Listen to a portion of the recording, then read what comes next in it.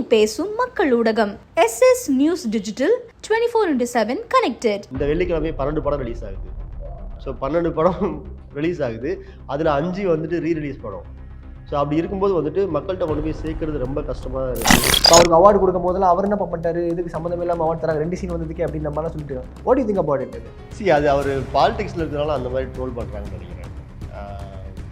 அவர் சினிமாவையும் அரசியலையும் பிரித்து பார்த்தா நல்லா இருக்குன்னு தோணுது. இந்த மாதிரி படங்கள்லாம் ஓடுனா சிறை எப்படி ஓடிச்சு, டூரிஸ்ட் ஃபேமிலி எப்படி 90 crores கலெக்ட் பண்ணிச்சு. ஸோ அதெல்லாம் இல்லை, இந்த மாதிரி கண்டென்ட்டையும் ஆடியன்ஸ் பார்க்க தான் செய்கிறாங்க. இன்னும் சொல்லப்போனால் ஆடியன்ஸ் இந்த மாதிரி கண்டென்ட் தான் வேணும்னு நினைக்கிறாங்க.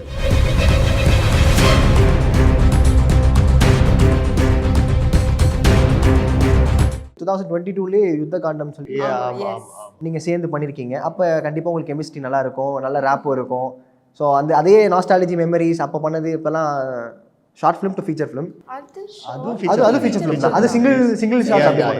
ஓகே, அப்படி பண்ணும்போது அதே ரேப்போ நாஸ்டாலஜிக் மெமரிஸ்லாம் பேசுனீங்களா? இமோஷன்ஸ் வேறையா இருந்துச்சு. அந்த படத்தோட இமோஷன்ஸ் வேற மாதிரி இருக்கு, இந்த படத்தோட இமோஷன்ஸ் வேற மாதிரி இருக்கு. ஏன் டிராவல் கேட்குறேன், நம்ம அப்போ 2022 பேசும்போது நம்ம ஒரு கோல் இருக்கும், நம்ம இந்த மாதிரி படங்கள் பண்ணிட்டு இருக்கோம், இது பண்ணிட்டு இருக்கோம் அப்படின்னு. கட் பண்ணி பார்த்தா 3 இயர்ஸ்ல சேர்ந்து அகைன் ஒரு படம் பண்ணோம், வேற கிராஃப்ல இருப்போம் 2 பேருமே. ஸோ அது எப்படி இருந்துச்சு? நல்லா தான் இருந்துச்சு.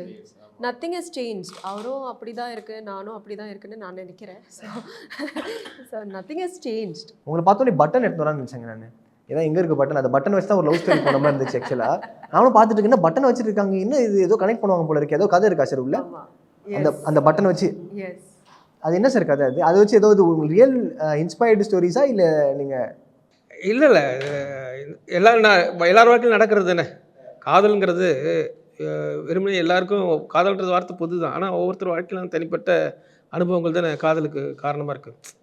2 பேருடைய உணர்வுக்கு ஒரு உணர்வை தூண்டுறதுக்கு வழியாக இருக்கிறது வந்து ஒரு சின்ன கொடையோ அல்லது மணிப்பர்ஸோ அல்லது கைக்குட்டையோ அல்லது ஒரு பட்டனோ, ஏதோ ஒன்று வந்து நம்ம வாழ்க்கையில் மறக்க முடியாத ஒரு அம்சமாக ஆகிடுது. வாழ்க்கையில் எத்தனை பேர் அதை பத்திரப்படுத்தி வச்சுருக்கோம். அழகி படத்தில் செருப்பை பத்திரப்படுத்தி வச்சுருந்த மாதிரி நாங்கள் இதை பட்டனை வந்து இதில் இந்த கதாநாயகிக்கு பட்டன் வந்து ஒரு பெருசாக இருக்குது, அவ்வளோதான். ஆஹா. ஆனால் இப்போ இருக்கிற எப்படி சொல்கிறது, ஜென்சி ஜென் ஆல்ஃபான்னு சொல்லி டேர்ம்ஸ்லாம் மாறிட்டு இருக்கு. எல்லாருமே வந்து குயிக்காக பார்த்து லவ் பண்ணுறதை தாண்டி டக்குன்னு பிரேக்கப் ஆகி போகிறது தான் நிறைய கதைகள் கேட்க முடியுது. நீங்கள் எப்படி எது ப்ரிஃபர் பண்ணுவீங்க? லவ் பண்ணுறது வந்து லாங் லாஸ்ட்டாக போகணும்னு நினைக்கிறீங்களா, இல்லை டக்குன்னு போகிறத பார்க்கும்போது எப்படி இருக்கு? லாங் லாஸ்ட் தான் ப்ரோ, அதுதான் வந்து எப்பயுமே வந்து நிரந்தரம். சரிங்களா, இது சும்மா வந்துட்டு நீங்கள் வந்துட்டு எத்தனை பேர் பிரேக்கப் பண்ணிட்டே போவீங்க, கடைசியில் யார் கூடயா ஒருத்தர் கூட நீங்கள் லாங் லாஸ்ட் வாழ்ந்து தான் ஆகணும். அது நீங்கள் ஃபர்ஸ்ட் லவ்லேயே பண்ணிட்டீங்கன்னா அது மாதிரி பியூரா அமைறதும் ரேர். லவ்னா ஒவ்வொரு ஏஜுக்கும் இருக்கும்ல. லைக் நான் 20s இருக்கும்போது ஒருத்தர் தான் இருந்துச்சுன்னா அவர் என்னை 20s பார்க்குறது ஒரு டிஃப்ரெண்ட்டாக இருக்கும். 30s நான் ஒரு லாங் லாஸ்டிங்காக இருக்கும்போது தான் அதோட ஒரு பியூட்டி இருக்கும்ல. அவர் வந்து என்ன 30s இருக்கும்போது எப்படி இருக்கும், கிரே ஹேர் வந்ததுக்கப்புறம் எப்படி இருக்கும், ஓல்டாக கிரேஸ்ஃபுல்லியாக போகிறது, அதுதான் லவ் இல்லை. எல்லா காலகட்டத்துக்கும் என்னை லவ் பண்ணுறது தான் லவ் இல்லை. பட் ஆனால் இவங்களுடைய பாயிண்ட் ஆஃப் வியூ, கேர்ள்ஸோட பாயிண்ட் ஆஃப் வியூ இப்படி ஒரு ஏஜ் கேட்டகரிஸில் பேசி பண்ணிப்பாங்க. நம்மளுடைய பசங்களுடைய இதில் நீங்கள் என்ன யோசிக்கிறீங்க? லவ்னா எப்படி இருக்கும்னு நினைக்கிறீங்க? அதுதான் ப்ரோ, நம்ம வந்து இல்லை ஒரு 2-3 இயர்ஸ் ஆகும் நம்ம யார் கூட இருந்தாலும் வந்துட்டு. இல்லை அவங்களோட ப்ளஸ் மைனஸ் தெரிஞ்சுக்கிட்டு அதுக்கப்புறம் வந்து ஒரு 3 இயர்ஸ் நம்ம தாண்டணும். இப்போ என்ன பண்ணுறாங்கன்னா அந்த 3 இயர்ஸ்க்கு முன்னாடியே பிரேக்கப் பண்ணிட்டு போயிடுவாங்க. அது பேஷன்ஸ் இல்லை. அந்த 3 இயர்ஸ் நீங்கள் அந்த பீரியட் நீங்கள் தாண்டிட்டீங்கன்னா அந்த ரிலேஷன்ஷிப் வந்து லைஃப் லாங் போகும் அப்படியே. ஸோ அந்த 3 இயர்ஸ் வந்து நம்ம வந்து பொறுமையாக தான் இருக்கணும், அட்ஜஸ்ட் பண்ணி தான் போகணும், புரிஞ்சிக்கணும், நிறைய பேசணும், நிறைய ட்ராவல் பண்ணணும். ஸோ அந்த 3 இயர்ஸ் வந்துட்டு ரொம்ப ரொம்ப இம்பார்ட்டன்ட். அந்த 3 இயர்ஸ்க்கு நம்ம வந்து இம்பார்ட்டன்ஸ் கொடுக்கணும், அந்த பொறுமையாக இருக்கணும்னு நான் சொல்ல வரேன். ஓகே. அண்ட் உங்களுக்கு எப்பயுமே அடையாளம் படுத்து அந்த கன்னிமாட மீறு அப்படின்னு சொல்லி இது பண்ணுவோம். அண்ட் உங்களுக்கும் போஸ் வெங்கட் அவருக்கும் நல்ல ஒரு ரேப்போ இருக்குது. லைக் அவர் கூட நீங்கள் இணைஞ்சாலே okay something is gone blast theatre அப்படின்ற மாதிரி நாங்கள் எதிர்பார்த்துட்டு நல்ல ஒரு சின்னதாக இருந்தாலுமே அதில் வந்து உங்களுக்கு ஸ்கோர் பண்ணுற மாதிரி இருக்கும். அண்ட் இப்போ ரீசெண்டாக அவர் ட்ரோல் பண்ணிட்டு இருக்க மாதிரிலாம் பார்த்துட்டு இருக்கீங்களா? இப்போ அவருக்கு அவார்டு கொடுக்கும் போதெல்லாம் அவர் என்ன பண்ணிட்டாரு, இதுக்கு சம்மந்தம் இல்லாமல் அவார்டு தராங்க, 2 சீன் வந்ததுக்கே அப்படின்ற மாதிரிலாம் சொல்லிட்டு இருக்காங்க. What you think about it? அது அவர் பாலிடிக்ஸில் இருக்கிறனால அந்த மாதிரி ட்ரோல் பண்ணுறாங்கன்னு நினைக்கிறேன். அவர் சினிமாவையும் அரசியலையும் பிரித்து பார்த்தா நல்லா இருக்கும்னு தோணுது. அண்டு இப்போ அது நாங்களே தான் பேசிக்கிட்டோம். ஆக்சுவலி வந்துட்டு இப்போ கவனுக்கும் இந்த படம் தீரன் அதிகாரம் ஒன்றுக்கும் கொடுத்ததுக்கு யாரும் பேசலை. தென் இதுதான் பேசுகிறாங்க, டானாக்காரன் தான் பேசுகிறாங்க. பட் டானாக்காரனில் அவர் நடித்த சீன் ரொம்ப ஒரு முக்கியமான சீன். ஸோ அங்கே வந்துட்டு அவர் கம்யூனிசம் பேசுவார், அம்பேத்கரிசம் பேசுவார் அந்த சீனில். ஸோ அதுக்காக கொடுத்துருப்பாங்கன்னு நான் நினைக்கிறேன். அது மற்றபடி அந்த 2 படத்துக்கு யாரும் ஒன்றும் சொல்லலையே. ஆமா அதுதான். அது நீ சொன்ன மாதிரி தான். நல்லா இருக்க விஷயங்கள் பார்க்க மாட்டாங்க. அதுல மட்டும் ஏன்னா அதை தாண்டி 2 பேர் நல்லா பெர்ஃபார்ம் பண்ணியிருக்காங்களே. எம்எஸ் பாஸ்கர் அவர்கள் இருக்காங்க, இவங்க இருக்காங்க அப்படின்னு சொல்லி, லால் சார் இருக்காங்க அப்படின்னு சொல்லி நிறைய பேர் ஒரு பேர் சொல்லும்போது இவர் மட்டும் ஏன் ஸ்பெசிஃபிக்காக கொடுத்தாங்க அப்படின்ற மாதிரி ஒரு பாயிண்ட் கேட்டிருந்தாங்க. அப்புறம் அதை போய் டிஸ்கஸ் பண்ணும்போது அவருடைய தரப்புல ஏதாவது சொன்னாரா போஸ் வெங்கட் சார் அவரோட? அவர் வந்து இல்லை, அதுதான் இப்போ நான் சொன்னது தான் ரீசனாக சொன்னார். என்னன்னா அந்த ஒரு பர்டிகுலர் சீனில் ஒரு கம்யூனிசம் பேசியிருக்காரு. ஸோ அம்பேத்கர் பற்றி பேசியிருக்காரு. ஸோ அந்த சீனுக்காக கொடுத்துருக்கலாம் அப்படின்னு அவர் சொன்னார். ஓகே. அண்ட் இப்போ சர்வை பண்ணுறது, சஸ்டெயின் பண்ணுறது சினிமா ரொம்ப டஃப்பாக போயிட்டு இருக்கு. ஒரு படமும் நம்மளுக்கு வந்து ஒரு பெஞ்ச் மார்க் செட் பண்ணணும். அண்ட் இப்போ மார்க்கெட்டும் பெருசாக போயிட்டு இருக்கு. What you think? ஒரு படம் நம்ம எடுத்து பண்ணி ரிலீஸ் பண்ணுறதுக்குள்ள தலைவலி பயங்கரமாக இருக்கு. ஆமாம், பயங்கரமாக இருக்கு. அதை மக்கள்கிட்ட போய் சேர்க்கறது, இந்த மாதிரி ஒரு படம் ரெடி பண்ணியிருக்கோம் அப்படின்றது எவ்வளோ பெரிய டாஸ்க் இப்போ கரண்ட் சிட்டி? பெரிய ரொம்ப டாஸ்க். அதான் சொல்கிறேன், இப்போ இந்த வெள்ளிக்கிழமை 12 படம் ரிலீஸ் ஆகுது. அப்பா, ஸோ 12 படம் ரிலீஸ் ஆகுது. அதில் 5 வந்துட்டு ரீரிலீஸ் படம். ஸோ அப்படி இருக்கும்போது வந்துட்டு மக்கள்கிட்ட கொண்டு போய் சேர்க்கறது ரொம்ப கஷ்டமாக இருக்குது. ஸ்க்ரீன் கிடைக்கிறது கஷ்டமாக தான் இருக்குது. தென் வந்துட்டு இப்போ என்ன தான் நம்ம வந்துட்டு படம் வந்துட்டு புதுமையாக பண்ணியிருந்தாலும், என்ன தான் வந்துட்டு நல்ல கண்டென்ட் பண்ணியிருந்தாலும், அந்த ஃபஸ்ட்டு டே ஆடியன்ஸை ஃபுல் பண்ணுறது வந்துட்டு எல்லா படங்களுக்கும் கஷ்டமாக தான் இருக்குது. நாட் ஓன்லி இப்போ நம்மளை மாதிரி இருக்கிற படங்களுக்கு இல்லை, நீங்கள் வந்து 20 crores போட்டு படம் பண்ணாலும் வந்துட்டு இந்த டாஸ்க் இருக்க தான் செய்யுது. அந்த ஃபஸ்ட் டே வந்துட்டு ஆடியன்ஸை கூட்டிகிட்டு வருதுன்றது பெரிய இதாக இருக்குது. என்னென்னா 12 படம்னும் போது நம்ம எதை பார்ப்போம் அப்படின்ட்டு அவங்களுக்கு நிறைய ஆப்ஷன்ஸ் இருக்கு இல்லையா. ஒரு 2 படம் 3 படம்னா ஓகே, இது பார்த்தா நல்லா இருக்கே, ஏதாவது ஒரு படத்துக்கு போகணுவாங்க. ஸோ 12 படம் 10 படம்லாம் ரிலீஸ் ஆகும்போது வந்துட்டு டெஃபினட்டாக ஆடியன்ஸ் கன்ஃபியூஸ் ஆக தான் செய்வாங்க. ரொம்ப கஷ்டமான டாஸ்க் தான் இது. பட் அதையும் மீறி தான் நம்ம ஜெயிச்சாகணும். பட் ஆனால் அதுக்கேற்ற மாதிரி ஸ்டஃப் இருக்கு. ஏன்னா நாங்கள் பார்க்கும்போது ரொம்ப ஃபீல் குட்டாக நிறைய அது கமெண்ட்ஸை பார்க்க முடியுது. நிறைய இடத்துல இந்த வைலன்ஸ் கத்திட்டு இப்படி இருந்த ஒரு இடத்துல பீஸ்ஃபுல்லாக சைலண்ட்டாக அந்த மாதிரி படம் பார்க்குறது, இது நிறைய பேருக்கு அது ஒரு மாதிரி கிளீஷே ஆகிடுமோ தோணுது. ஏன்னா படம் பார்க்குறவங்க அதில் கேட்டு ஏன்னா அமைதியாகவே இருக்காங்க, தேட்டரே அமைதியாக இருக்குது இப்படின்னு பார்த்து அதுவே ஒரு மாதிரி வெறுப்பாடு நினைக்கிறீங்களா? இல்லை அப்படி இருக்காதா? இல்லையே, நீங்கள் அப்படி தான் ஆகணும்னா இப்போ கடைசியாக சிறை படம் ஓடிடக்கூடாதுல்ல. Correct, true. நீங்கள் நம்ம அந்த மாதிரி படங்கள் தான் ஓடுனா சிறை எப்படி ஓடிச்சு? ஆமாம், டூரிஸ்ட் ஃபேமிலி எப்படி 90 crores கலெக்ட் பண்ணிச்சு? ஸோ அதெல்லாம் இல்லை. இந்த மாதிரி கண்டென்ட்டையும் ஆடியன்ஸ் பார்க்க தான் செய்கிறாங்க. இன்னும் சொல்ல போனால் ஆடியன்ஸ் இந்த மாதிரி கண்டென்ட் தான் வேணும்னு நினைக்கிறாங்க. ஏன்னா அவங்க பார்த்து போர் அடிச்சிச்சு, கத்தியும் ரத்தமும் சதையும் பார்த்து போர் அடிச்சிச்சு. வந்தால் நாங்கள் ஜாலியாக ஒரு படம் பார்த்துட்டு போகிறோம். தென் வந்துட்டு எனக்கு பீஸ்ஃபுல்லாக நீங்கள் சொன்ன மாதிரி ஒரு மாதிரி பிரீஸியாக ஒரு படம் பார்க்கணும் அப்படின்லாம் நினைக்கிறாங்க. ஸோ அந்த படமாக வந்துட்டு மயிலாஞ்சி வந்து இருக்கும், கண்டிப்பாக இருக்கும். Okay sir. என்ன சார் பயங்கரமான பட்டாளங்களாக இருக்காங்க. இசைஞானி பேர் போட்டிருக்கீங்க, அதுக்கப்புறம் நடித்த பேர் எல்லாரும் பேரும் போட்டிருக்கீங்க. வெற்றிமாறன் அவர்கள் வழங்கும்னு போடும்போது தான் எல்லாருமே ஒரு மாதிரி க்ரீன் சிக்னலாக இருக்குது. பசங்களாம் ஓகே ரைட் போய் பார்ப்போம் அப்படின்ற மாதிரி. இப்போ இசைஞானி அவர்கள் வந்து அக்செப்ட் பண்ணுறாருன்னா அந்த அளவுக்கான ஸ்டஃப் உள்ளே இருக்கும், கண்டென்ட் இருக்குது அப்படின்ற மாதிரி தான். ஸோ அவர் அப்ரோச் பண்ணி அவர் முதல்ல மீட் பண்ண தருணங்களை பற்றி சொல்லுங்கள் சார். அவர் எனக்கு அறிமுகம் செழியன், ஒளிப்பதிவில் செழியன் தான் எனக்கு அறிமுகப்படுத்துறாரு. அவர் செழியன் தான் உங்கள் எல்லாரையும் கூப்பிட்டு வந்து ஒளிப்பதிவில் செழியன் வந்து எனக்கு நண்பராக கிடச்சி எனக்கு லைஃப்பில் ஒரு கிடைச்ச ஒரு அதிர்ஷ்டம்னு சொல்லலாம். அவர் இந்த படம் அனௌன்ஸ் பண்ண உடனே அவர் எனக்கு தொடர்பு கொண்டார். எனக்கு அவருக்கு ஒரு பழைய நட்பு இருக்குது. நான் ஒரு அசிஸ்டன்ட் டைரக்டராகவும் அசிஸ்டன்ட் கேமராமேனும் அவர் இருக்கும்போது அவர் எப்போயாவது நான் படம் பண்ணால் நீ தான் கேமராமேன்ட்டு அவருக்கு ஒரு அட்வான்ஸ் கொடுத்துருந்தேன், ஒரு 2005 வாக்கில். ஓ, அப்பயே நீங்கள் பிளாக் பண்ணிட்டீங்களா? ஆமாம், அப்போயே அவர் ஷார்ட் ஃபிலிம் பண்ணியிருந்தார். அந்த படம் பார்த்துட்டு நான் ரொம்ப இம்ப்ரெஸ் ஆகிட்டேன். அதே மாதிரி நான் ஒரு கதை சொல்லியிருந்தேன் அவருக்கு ஃபஸ்ட்டு. அந்த கதை கேட்டு அவர் எனக்கு ஒரு அட்வான்ஸ் கொடுத்துருந்தார், ₹1 கொடுத்துருந்தார். இப்போ 2 பேரும் மியூச்சுவலாக எனக்கு நான் எப்போ பண்ணணும் இந்த கதையை நான் பண்ணணும்னு சொன்னார். அவர் எனக்கு ₹1 கொடுத்துருந்தார். சார் மெயின்டைனிங் அந்த ஒரு இது இருக்குது சார், பாண்டு. ₹1 கொடுத்தா சும்மா போடா அப்படின்னு ₹1 ₹1 வந்து நம்ம எல்லாமே 2001 ஒன்றுன்றது வந்து நாட் ஓன்லி த மணி, அது வந்து உள்ள அது நிறைய விஷயங்கள் இருக்குது. ₹1 அது உண்மையிலே நான் இப்போ உணர்ந்தேன். அந்த ₹1 நாங்கள் சாதாரண கொடுத்தோம், அப்போ அதெல்லாம் தெரியல, ₹1 கொடுத்தோம். அதுக்கப்புறம் இந்த படம் அனௌன்ஸ்மெண்ட் வரும்போது அவர் எனக்கு ஃபோன் பண்ணார். ஏன்னா நாங்கள் ஒரு தயாரிப்பாளர்கிட்ட சொல்லி நாங்கள் ஒரு சின்ன பட்ஜெட்டில் தான் இந்த படம் பண்ணலான்ட்டு இருந்தோம். அவர் வந்து ஒரு பெரிய கேமராமேன், நிறைய பாலா படத்துக்கு நிறைய படங்களுக்கு நிறைய பண்ணி தேசிய விருதெல்லாம் வாங்கிட்டார் அவர். அதனால் அவரை கூப்பிடல. ஆனால் அவராக எனக்கு ஃபோன் பண்ணி வந்து அந்த ₹1 உயிர் இருக்கா அப்படின்னு கேட்டார். சார் இதுதான் சார் லவ், இதுதான் சார். இது எங்கேருந்து 2010 எவ்வளோ வருஷம் சார்? 20 இயர்ஸ்க்கு அப்புறம். 20 இயர்ஸ்க்கு அப்புறம் கண்டிப்பாக உயிர் இருக்குது. ஆனால் இன்றைக்கி நீங்கள் வந்து ஒரு பெரிய கேமராமேன், நாங்கள் எடுக்க போகிறது ஒரு சின்ன படம், இதில் வந்து பட்ஜெட் எங்களுக்கு கன்ஸ்டன்ட் இருக்குது அப்படின்னு. மனசு இருந்தால் பட்ஜெட் அதெல்லாம் ஒரு விஷயம் இல்லை, நீங்கள் ஓகேன்னா நான் ஓகே அப்படின்னாரு.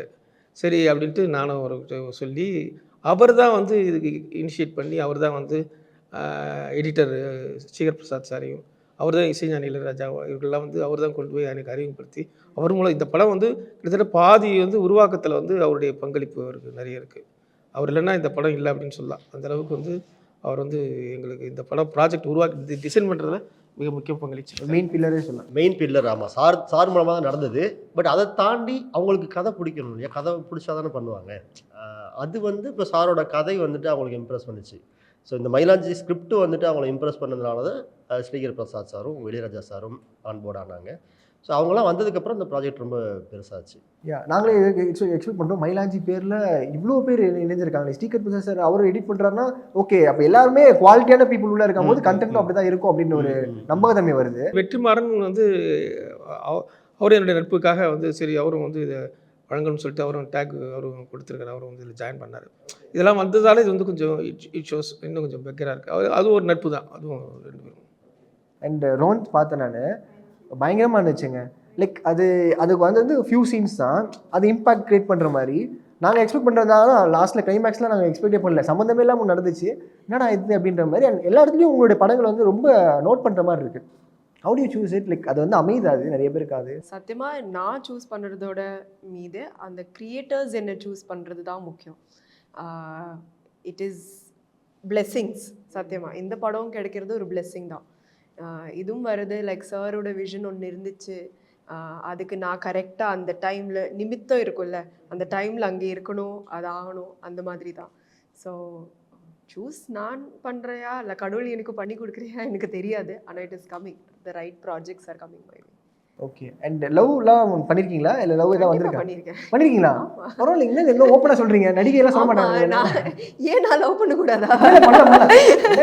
நிறைய சொல்லுவாங்க இந்த மாதிரி, no I don't have love, I reject proposals அப்படிலாம் சொல்லுவாங்க. இல்லை இல்லை, பார்ட்னர் இருக்குது எனக்கு. சூப்பருங்க. எப்படிங்க போயிட்டு இருக்கு? ஹாப்பியாக இருக்கீங்க? ஹாப்பியாக இருக்கேன், பீஸ்ஃபுல்லாக இருக்கு. டச் விடுங்க, எல்லாம் சொல்லுங்க. டக்கு ஆமாங்க, டக்குன்னு இவங்களாம் பார்த்துட்டு வயிறு நாக்கும் லைட்டாக வயிறு வச்சு பரவாயில்ல சொல்லுங்க. அந்த சாப்டர் ஓப்பன் பண்ணுங்க. லைக் ஏன்னா நிறைய பேர் சொல்லுவாங்க சினிமா இண்டஸ்ட்ரியில் இந்த மாதிரி ரிவீல் பண்ணுறது பெரிய ஒரு விஷயம்.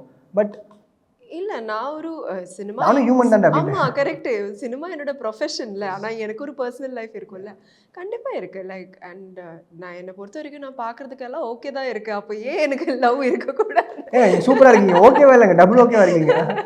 அப்போ இருக்குது, ஹாப்பியாக இருக்கு, அவ்வளோதான். ஓகே, அது கொஞ்சம் கேட்டுலாமா தலைவா? கேளுங்க. அதான் திடீர்னு மயிலாஞ்சிக்கு வந்து இந்த காதல் கதையை கேட்டுட்டு இருக்காங்க. ஃபெப்ரவரினால நம்ம அது கேட்டுலாம். இந்த மாதிரி ப்ரொபோசல் வந்து பொண்ணுங்க தான் பண்ணுவாங்களா இல்லை பசங்க பண்ணுறாங்க உங்களுடைய இதில்?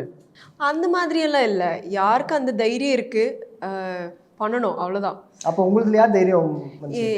நம்ம இதில் ஆக்சுவலாக மியூச்சுவலாக இருந்துச்சு, லைக்கிங் இருந்துச்சு, கேஷுவலாக you like me, yes, do you like me, yes, அப்போ ட்ரை பண்ணலாமே, அந்த மாதிரி தான் போனேன். இதை நாங்கள் கதையாக தெரிவிக்கலாமா? சிம்பிளாக இருக்கியா? You like me, like me, ஆமாம் அவ்வளோதான். பிகாஸ் லவ்னா இருக்கும்போது தான் தெரியும் எவ்வளோ லவ் டெவலப் ஆகிட்டே இருக்கும், ரெஸ்பெக்ட் டெவலப் ஆகிட்டே இருக்கும். ஆனால் ஒரு பேசிக்காக ஒரு லைக்கிங் இருக்கணும்ல. ஆமாம் பரவாயில்ல, சாப்பிட்றது விதமாக இருக்கட்டும், சொல்கிறது பேசுறது விதமாக இருக்கட்டும், ஒரு ஓகே இருந்துச்சுன்னா லைக்கு தான் சொல்ல முடியும். அதுக்கப்புறம் தான் லவ் டெவலப் ஆகிடும். ஓ, அப்போ இது ஒரு சாப்டர் இருக்கு போல, லைக் டெவலப் பண்ணதான் லவ் வரும். அப்போ எடுத்தோடனே லவ் வராது. எடுத்த உடனே எப்படி லவ் வருது? டைம் ஆகும்ல. லைக் நம்ம ஒவ்வொரு விஷயம் அவரோட லைஃபோட ஒவ்வொரு, ஆமாம் தெரிஞ்சுதான் லவ். ஒவ்வொரு ஆமாம் இவர் நல்லா இது பண்ணியிருக்காங்க, ஓ இவ்வளோ கஷ்டப்படுறாங்க அவர், ஸோ அது மேல் ஒரு லவ் இருக்கும். அவரோட ஹார்ட் ஒர்க் பார்த்துட்டு லவ் ஆகிடும். Like that love develops every day. Okay, அப்போ February 14 இந்த லவ் டே, இந்த ப்ரப்போஸ் டே, ரோஸ் டேல ஏதாவது கிடைச்சதா உங்களுக்கு? சாக்லேட் டேல என்ன? அதெல்லாம் இல்லை. என்னங்க நீங்க படம் கிடைச்சது, படம் ரிலீஸ் ஆகுது, அவர் சைடுல இருந்து கொடுத்தாரு. இல்லை அது எதுவுமே இல்லை அந்த மாதிரி. எவ்ரிடே இஸ் அ வேலண்டைன் டே. அது ஒன்றும் February 14 வரல ஒன்றும் இல்லை. அதுக்கு முன்னாடி ஒரு 7 நாள் வந்து ஒரு டே இருக்கு sir, love propose day, teddy bear day. ஆமா சார், 14ஆம் தேதி வரைக்கும் டே எல்லாம் இருந்துச்சுன்னா ஒரு வருஷத்துல ஒரு வாட்டி தான் கிடைக்கும்ல. எல்லா நாளும் இருக்கட்டும், எல்லா நாளும் எனக்கு சாக்லேட் கிடைக்கட்டும், நல்ல விஷயம். 364 days. அதான் இந்த மாதிரி பொண்ணு கிடைக்கிறது கஷ்டம் சத்தியமா. ஆனால் இந்த மாதிரி கிடைக்குது உங்களுக்கு? இது மாதிரி இருக்கா? இல்லை கடல்லே கிடைக்காது. நிறைய படங்களை பார்க்கும்போது வேற இது பண்ணியிருக்கீங்க. அண்ட் உங்களுக்கு ஒரு அந்த நாட்டி ஃபேஸ் கூட இல்லை, ஒரு மாதிரி க்யூட் எல்லாமே கலந்து வருது. எல்லா ரோல் கொடுத்தாலும் பயங்கரமாக பண்ணிடுவீங்க. எப்படி அதை ஹேண்டில் பண்ணுறீங்க? ரோல்ஸ் வந்து ஒவ்வொரு ரோல் வர மாதிரி. லைக் ஸ்டார்டிங் அழகு குட்டி செல்லத்தில் வேற ஒரு ஃபீல், கோலி சோடா 2 வேறு ஃபீல், கிளாப்பில் ஒரு ஆத்லீட்டாக ப்ளே பண்ணுறதுக்கு, ராந்தில் ஒரு ஹவுஸ் ஒய்ஃபாக ப்ளே பண்ண. ஆனால் இதில் வந்து ஒரு குட்டி கிராமத்தில் இருக்கிற ஒரு பொண்ணு, ஆனால் ஆம்பிஷியஸாக இருக்க, இன்னோசென்ட்டாக இருக்க, பட் ஒரு காஸ்டியூமாக ஒரு டிஃப்ரெண்ட்டாக இருக்கு, பேசுகிறது ஸ்டைலு வேறையாக இருக்கு. ஸோ எல்லாத்துக்கும் ஒவ்வொரு ஃப்ளேவர்ஸ் இருக்கும். கஷ்டமாக இருக்குமா? கண்டிப்பாக கஷ்டமாக இருக்கும். நம்ம அதுக்காக பிகாஸ் எனக்கு இந்த சாரு என் கேரக்டர் பேர், அதோட எந்த ரெஃபரன்ஸும் இல்லை. எனக்கு சார் சொல்கிறது தான் ரெஃபரன்ஸு. அந்த ஸ்கிரிப்ட் படிக்கும்போது தான் கிடைக்கிற ஐடியாஸை நோட் பண்ணி கேட்பாங்க. சார் இது இல்லை, அவர் இப்படி வாக் பண்ணணும், இப்படி டாக் பண்ணணும், எல்லாமே சொல்லி கொடுப்பாங்க. ஸோ அதுதான் எனக்கு ப்ளூ பிரிண்ட் சாரு கேரக்டர். ஆமாம் ஆமாம். இல்லைன்னா சார் கண்டிப்பாக சொல்லிடுவாங்க, இது சரியில்லை, இந்த மாதிரி பண்ணானா பெட்டராக இருக்கும். ஸோ அதுதான் லிசன் டு தி டைரக்டர், அதுதான் என்னோட மந்திரம். இவங்க 2 பேரும் எப்படி சார் நடிச்சாங்க? ரொம்ப தொந்தரவு பண்ணாங்க? ஏதாவது நீங்கள் சொல்லலாம் சார், நம்ம சொல்லலாம். Will use the spot sir. ஏதாவது பிரச்சனைகள் குறைகள்? இல்லை, நானும் அதுதான் தேடிட்டு இருக்கேன், ஏதோ சொல்கிறதுக்கு எதுவுமே இல்லை. 2 பேரும் நல்லா சப்போர்ட் பண்ணாங்க. 2 பேருமே நல்ல நேச்சராகவே, நான் சொல்கிறது அவங்க சொல்கிறாங்க, நான் சொல்லிட்டு விஷயஸ் நேச்சராகவே அவங்க அந்த அந்த பர்ஃபார்மன்ஸ் வந்து நான் சிலதான் இப்படின்னு சொல்லி கொடுத்தேன். அவ்வளோதான், வந்து சொன்னேன், அவ்வளோதான், இந்த கேரக்டர் தான் தேவைன்ட்டு. அவங்க தான் அது எல்லாமே பண்ணாங்க. அதேமாதிரி ஸ்ரீராமும் நல்ல அந்த கேரக்டருடைய இன்புட் மட்டும் சொன்னேன். எல்லாமே அவங்களா ஓனாக நடித்தது தான். அவங்க நடிக்கும்போது நான் இது கொஞ்சம் கூட குறைக்கலாம் அப்படி தான் நம்ம பண்ணே தவிர மற்றபடி அவங்களுடைய இன்புட் தான் ஜாஸ்தி. மயிலாஞ்சி தாண்டி அடுத்து வாட் நெக்ஸ்ட் இன் யுவர்? மயிலாஞ்சி தாண்டி அடுத்தது ஒரு மலையாளம் படம் டோஸ்ன்னு சொல்லிட்டு சிஜு வில்சன் கூட, Abhilash director, Vishnu DOP, musket movie மேக்கர்ஸோட. அது இல்லாமல் ஒரு தமிழ் படம் இருக்குது, கபி கபின்னு சொல்லிட்டு, அதோட ஒஃபிஷியல் இனிமே அவர் தான் ரிலீஸ் பண்ணிடுவாங்க. அண்ட் ஒரு ஹிந்தி ப்ராஜெக்ட் கூட. ஆஹா, பேன் இண்டியா தான்றாங்கம்மா, வேறு லெவல். ஸோ அந்த மாதிரி போயிட்டுருக்கு. நம்ம ரசனையுள்ள இல்லைன்னா அவர் இல்லைன்னா இந்த மாதிரி படம் வந்திருக்காது. இப்போ நானே கூட எனக்கு இந்த கதை மேலே நம்பிக்கை இல்லை பெருசாக. ஏன்னா நான் வந்து அவர்கிட்ட பல கதைகள் சொன்னேன். கதைகள் நம்பிக்கை இல்லைன்னா நிறைய கதைகள் சொன்னேன். அவர்கிட்ட லவ் கதை தானே சொன்னேன். ஆனால் அவர் தான் வந்து இதில் லவ்வில் இவ்வளோ ஆழம் இருக்குது அப்படிங்கிறத என்னுடைய கதையோட இதை நல்லா புரிஞ்சுக்கிட்டு அவர் வந்து இது எப்படிலாம் வரணுன்றது முழுசாக ஒத்துழைச்சார். ஒரு தயாரிப்பாளராக இருந்து இன்றைக்கி எவ்வளோ படங்கள்லாம் இன்றைக்கி வந்து ரொம்ப இன்றைக்கி ட்ரெண்டாக இருக்கக்கூடிய பல கதைகளை அவர் சூஸ் பண்ணிக்கலாம். ஆனால் வந்து இந்த தலைமுறைக்கு இன்றைய காலகட்டத்துக்கு இன்றைக்கி இது தேவை, இந்த சமூகத்துக்கு இது போய் நம்ம சொல்லணும் அப்படின்னு அவர் வந்து இதை சூஸ் பண்ணார். அதில் தான் வந்து அவருடைய பெஸ்ட்டு. அது இந்த கதையை தெரிஞ்சுட்டு அதேமாதிரி கூட அது மட்டும் இல்லை, தேர்ந்தெடுத்து மட்டும் இல்லாமல் கடைசி வரைக்கும் அவர் கூட இருந்து எல்லாத்தையும் வந்து அவருடைய ரசனைக்கு ஏற்ற மாதிரியே அவருடைய ரசனை நானும் அதுக்குள்ளே வந்து ஒத்துழைச்சேன். அது வந்து ரொம்ப இந்த படத்துக்கு ஒரு பெரிய பலம் சொல்லலாம்.